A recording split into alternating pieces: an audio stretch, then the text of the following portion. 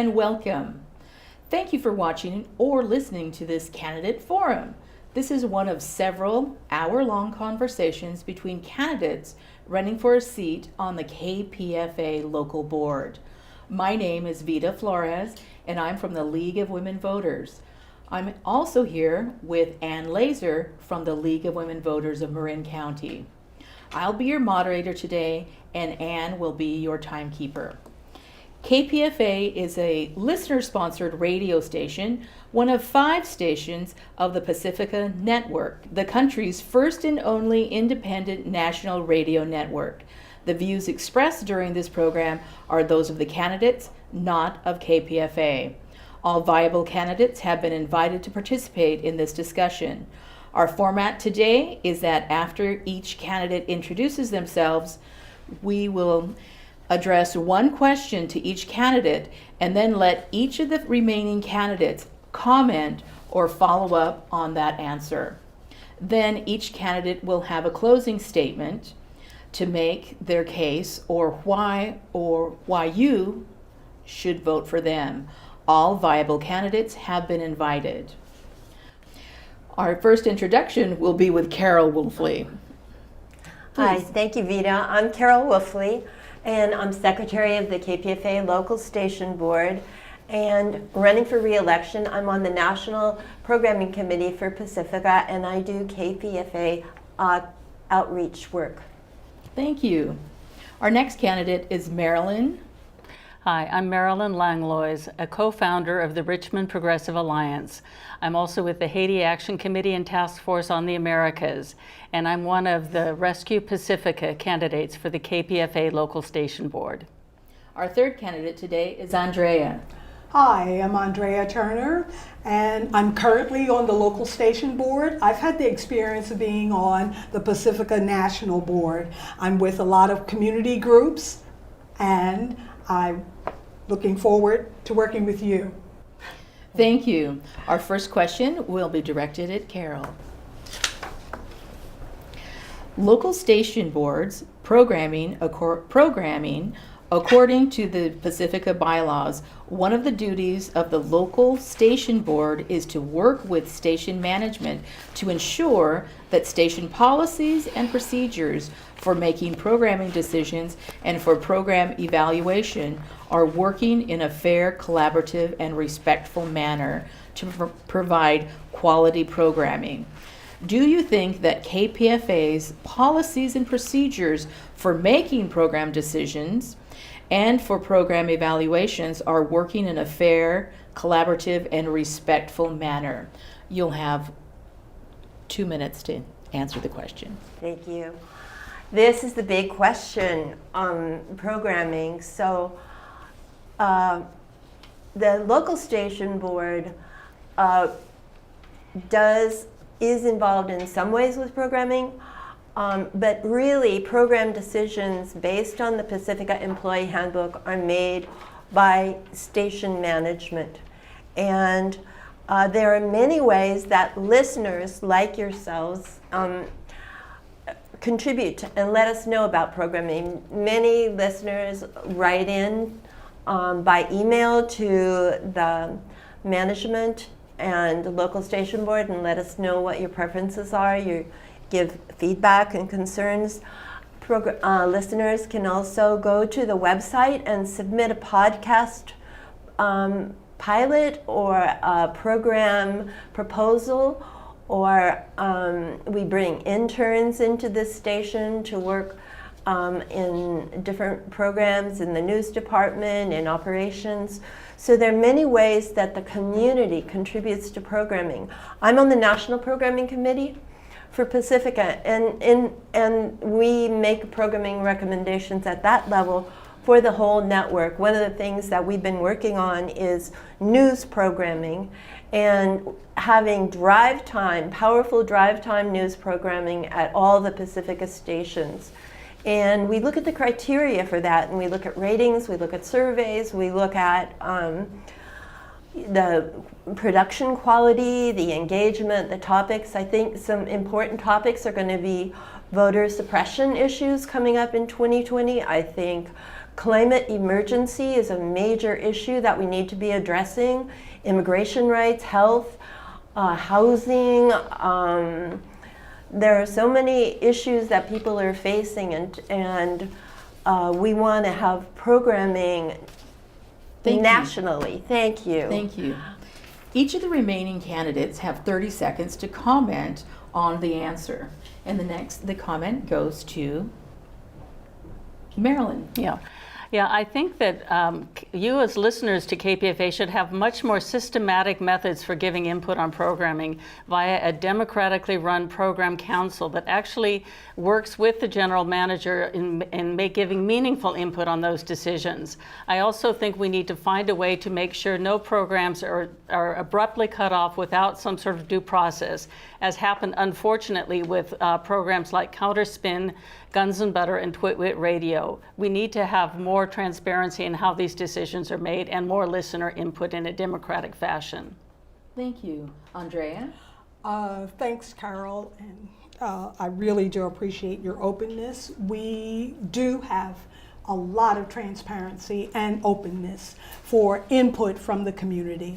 We have an advisory council that gives us input, and we need you, the listener, to participate in that forum in order to get the word out, have more input, let the communities know what services we do provide. We're fair, we're equitable, and I would like for the listeners out there to really take time and give some input, because you could come in through the website. We've mentioned that, the advisory council. You can email us. You can then come to the meetings to give and voice your opinion. Thank you. The next question for don't I have a minute to Oh, follow yes, up? you can Thank follow you. up for 1 minute. Thank you. So I wanted to respond and say that there was a program removed, and I think a lot of people don't know that it had a speech on it that said that the Holocaust was a hoax, and that program was removed because, and there was due process. The local station board had a closed session because job performance issues based on legal considerations have to be kept confidential. But there was an investigation, and the local station board did pass a resolution saying that there was due process based on the Pacifica Employee Handbook, which is what we use as our basis for due process. I'm so sorry there is so much misinformation. And Counterspin, again, it's my understanding that that is going to be coming back. There was another... Thank you. Okay, thank you. Thank you very much. And the next question goes to Marilyn. Should one of the roles of the local station board be to amplify fundraising? If not, why not? If so, what is your fundraising strategy or approach? Yeah, I think the board of the local station board's primary role is not just fundraising. It's oversight of the budget. There's a whole list of things. There's assisting in programming, and we have a development staff whose major role is the fundraising. Also, we're different from corporate boards or corporate foundation boards, where the board members are wealthy people who try to get their wealthy friends and associates to give lots of money. That's not how we operate. We depend on our listeners. And so the most important way to fundraise, I think, is to amplify our programming, to really speak to the listeners so that we can expand our listener base, so that our current listeners will be excited by what they're hearing and motivated to give more, and we can bring in new and larger numbers of listeners from different communities to bring in additional funds. And some of the ways we might do that would even be a little bit of advertising via billboards on freeways, say in the South Bay, or for example, so that people know about KPFA. A few targeted advertisements will let people know what KPFA is about, and while people are driving their cars, they may turn on the radio and listen to us and be excited by what they hear and actually give us money. So think we can also, as board members, try to find out when people lapse their membership, contact them, and find out why is it they lapsed, and see what we can do to get them back on as a member. Thank you. Now 30 seconds to answer or comment. Andrea? What do you mean when you say that the board members can do that? Structurally, I'm just trying to figure out how that could happen. 1 minute to answer. What's One minute. Structurally, how can the board help to The do board could certainly help with following up on members who have lapsed and making phone calls and seeing why have members lapsed, or and primarily I think the board is there to assist the fundraising activities of the station staff so that we can bring in our ideas and thoughts and give input and give feedback on what the staff are doing to raise funds and find out what's working, what isn't. But again, I get back to exciting, really interesting program that's different from what people hear on other media is what is going to get listeners motivated to actually join and give us money, and we need to really push for that. Thank you. Carol, 30 seconds. I think that outreach is the mother of fundraising, and as a board member, one of the things I do is I coordinate volunteers to go out, and I created 3 versions of program guides. So we have thousands of program guides on the street that we have distributed that tell people about what programs are at what time. And I think the more we have membership drives and we get out in the community as board members and working in the phone rooms and doing those things. I also created an event last November on conscious death and legacies. Thank you. Okay. And our third question will go to Andrea. Is it the same question? It's a different question. Oh, okay. You have a unique question. Oh, okay. Pacific, and this is about Pacifica mission and underrepresented communities. Please define underrepresented communities. How will you reach out to the underrepresented communities as a member of local station boards? And how do you plan to work to see that the KPFA airways better reflect our underrepresented communities? 2 minutes, please. Wow, that's great, because this is my area. I want to do more outreach to the nooks and crannies of all of California, if that's the case, where people who do not have a voice, that we would first set down a plan of action as the local station board. We need to be in some kind of organized, structured way that we can target some areas that we know that we're not reaching in the community. So I want to first plan, schedule time to go to areas, and I personally would like to be there. I think board members need to be in the community, need to be out there. Once we identify areas that we do not have representation, figure out a way through a planning process to bring them in and participate with us. We all belong to different organizations, and we need to utilize that information to then grow and outreach and go to those communities, and we're looking for you to help us too. Yeah. Thank you very much. Okay, we'll go to Carol. You have 30 seconds to comment. Thank you. A couple things I've done is I created a flyer in Spanish and English to let people know about the programming that is for Latino issues, and also I have worked helping to arrange outreach for a contingent at the LGBTQ Pride Parade, and helped to arrange a lot of programming interviews with organizations like First They Came for the Homeless and Consider the Homeless. So going out into these special communities, I think, is really important. And we have a large Asian Pacifica Islander community too. Now, Marilyn, you have 30 Sure. seconds. I think, yeah, outreach is a very, very important aspect with underrepresented communities. And by these, we mean people who have largely been marginalized and suffered the decades of racism and economic exploitation. Through my work with the Richmond Progressive Alliance, I have a lot of experience working with many underrepresented communities, and we find out what are their issues. Often now it's housing, homelessness, it's education, it's livable wage and inclusion, reentry services for those coming from incarceration. We need to, and I, as a board member, I will expand beyond Richmond to all of the other communities served by KPFA and find out what is it are the issues that are really important to them, and those are the issues we need to focus on in our programming. Thank you. Our next round of questions will start with Marilyn. Marilyn, for 2 minutes. What do you think are the practical implications of membership rights with respect to the station's decision-making process? Yeah, I think our membership, that's the core of who we are. We're a listener-supported radio station, and so our listeners, our members are our key constituents, and they should have a voice, as I've said earlier, through representation on the local station board and representation on a program council that will give systematic and serious input on programming decisions.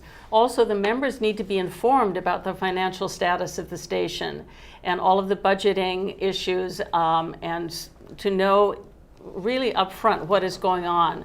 I know there were a couple of years when the audits were late, and this is very concerning, but the members need to know about this. There need to be a place on the website where they can access all of this information, the financial information. They need to have clear access to all of the minutes of the local station board meetings as well as the Pacifica National Board meetings, and opportunities to participate via observation and actually know about this in advance and also see all the minutes. So we need to have members engaged and have avenues for finding out what are their key concerns. And this is one of the main things I'll want to do as a local station board member, is listen to our members. I've worked with community organizing in Richmond for many, many years, and we've had lots and lots of town halls. I know that KPFA has some town halls. I think they're very important for getting that real active participation and meaningful participation from our members in a two-way street. Not just that we're listening to them, but also they're listening to us, and what they're telling us is being taken seriously. Very, very important. Thank you. Andrea, you have 30 seconds to respond or ask a question. All of the areas that you mentioned, we are doing. Now what we need to do is to improve upon them. And that's what the local station board will work towards. I'm currently on the board right now, and these areas have come up. Members' rights, we try to bring on staff to advise us on what's happening. And then we can give our input to staff. And it's been pretty good in learning how staff will have some challenges. And I feel so good that they are sharing those challenges with us to follow up on as a local station board that I'm experiencing now. Carol, 30 seconds. Yes, I post all the minutes. So let me also say, the KPFA has about 15,500 members. Some of the other stations have like between 5,000 and 7,000 members. The East Coast stations are behind in paying their central service fees that they owe. So what is happening nationally with 5 other stations is that they are having 4 directors on the national board. And I want proportional representation based on membership. Thank you very much. Andrea, the next question is for you. Proportional membership or what? Next question? Yes. Policy development is the topic. What areas of policy do you think are most in need of development, and what would you prioritize to improve station operations and functionality? 2 minutes, please. I would bring staff and the local station board together to do a strategic planning session so that we can figure out some of the areas that we need to develop or enhance or delete policy.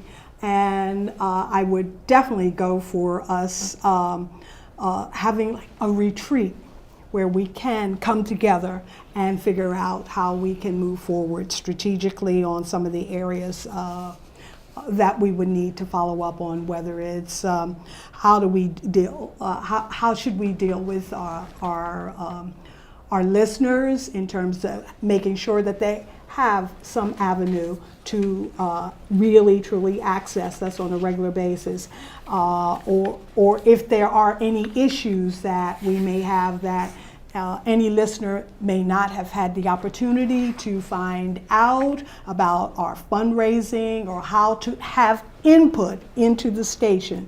This is a way that we can enhance our growth, our way of functioning as a local station board, working with staff and having the input from community for policy development.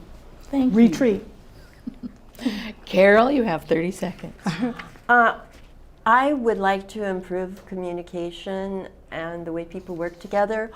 KPFA has 270 about unpaid staff, about 30 paid staff, an amazing group of managers, diverse, skilled, knowledgeable about broadcasting, and I hope that we can find ways to collaborate and work together in positive ways. Yeah. Thank you. Yeah. And collaboration is so urgent. Exactly. Thank you. And Marilyn? Yeah, I think one of the key things I'd like to do on the LSB is encourage our LSB to actually follow the bylaws and do what we're supposed to do. The LSB is supposed to do an annual written evaluation of the general manager, which, as I understand, has not happened over every year for the last 5 years. We're supposed to screen a pool of candidates for the program director. This has not happened in the last year. We're supposed to work with the station management in developing programming that follows Pacifica's mission. I think we need to have a stronger role in working with the manager on that. And we certainly need to have save the Pacifica network, prevent it from falling apart. Thank you. And the next question will be for Carol. In your opinion, how healthy or unhealthy is KPFA financially? And how would you describe the financial problems in a nutshell? And how do you propose to start resolving these problems? Yes, thank you. This is the big question also. So KPFA's building is at risk, and I'm just going to read this. Threatens the future of our programming, and our network is threatened. That we have 230 affiliates that use KPFA's programming, and if our building is lost, that's a serious thing. And our the foundation obtained a about $3,200,000 loan from a lender. And how are we going to pay off that loan? And we need to assess. And this is going to be some very hard questions. Do we want to give up the KPFA building, which has been mortgaged, to pay off this loan? Or are there other alternatives? And one way is to really increase drive time programming and do amazing outreach across the network to see if we can pull together enough resources to be able to make our way through this loan. We have a huge loan payment coming up, and we have stations that are still not functioning. So how do we do that? And I think it's going to take a major effort, and it's going to take major collaboration nationally. And I thank Andrea for being on the national board when she was, and all the hard work she did, and all the other people on the national board that are working to try and make Pacifica strong again. Thank you very much. Marilyn? Yeah, I agree. It will take a lot of collaboration nationally for everybody putting their heads together and pulling as much as we can. I believe the very last thing we should ever do is give up any of our 5 radio franchises, radio stations. Pacifica Network was founded in 1949 with 5 stations in major cities in the U.S., and we have over 200 affiliates around the country. Those 5 licenses are the last thing we should ever give up, because once we lose any of them, they're gone forever. And so let's put our heads together, let's work together, let's increase our membership, increase our fundraising, and get our auditing and financing and accounting up to date so we really have a clear picture of where we stand. And you know, if some cuts need to be made somewhere, let's do it collaboratively, causing the least pain to the least number of people. But definitely we need to save the Pacifica Network. Andrea? I totally agree that we need to save Pacifica, the network. But we must sit down and strategically develop a plan of action that works for everyone. As a United Independent Radio candidate, I am definitely for us coming together. I'm definitely for us developing plans of action. I am for us to figure out how we can deal with our loan concerns so that we will not lose KPFA. I thank you, Carol, for all of your hard work in trying to bring us together and outlining some of the specific areas that we have to follow up on. We must move positively. I'm hearing some of the negative, but we must always move forward on the positive, and that's what you're going to hear from me all the way through this. Thank you very much. Before our candidates have their 1-minute closing statements, I wanted to let you know a few dates. The ballots will be sent to all KPFA members on August the 15th and need to be returned by October the 15th. Please visit elections.pacifica.org for more information on the KPFA elections. We also want to let you know that all viable candidates have been invited to participate. Today we had 3 candidates, and we'll have other candidate forums to follow. So now we're ready to start in reverse order, and we'll start with Andrea for her 1-minute closing statement. Are you ready? Sure. Sure. And you can address the camera. Okay. I'm asking for your vote, along with my other candidates, for the United Independent Radio Station candidates. We have a plan of action, and we're calling on you to help us carry it out along with the rest of our board. We collaborate with others. We're reaching out to make this possible. I'm a community activist. I'm with a lot of community groups, East Bay Peace Action, Vukani Mowetu, and also work with the Haitian groups as well. Please give us a chance to carry it out, and I'm saying that from my heart. We do have a plan. We are moving forward. We are positive, and we will take these challenges and try to make them doable, livable for all of us. Keep KPFA alive. Thank you very much. Marilyn? I'm Marilyn Langlois. Local organizing, international solidarity, and peace activism have been my focus for the past 20 years. I'm a co-founder of the Richmond Progressive Alliance and worked for Richmond's former mayor, Gail McLaughlin. As a member of the Haiti Action Committee, Task Force on the Americas, and SOA Watch, I've helped shine a light on U.S. atrocities in our hemisphere. I've worked as a community mediator, volunteered on the GI Rights Hotline, and belonged to the Transcend International Network for Peaceful Conflict Transformation. The world I want for future generations will ensure a dignified life for everyone, free of greed-fueled wars and exploitation. Stories of resistance from our own communities and throughout the world need to be amplified.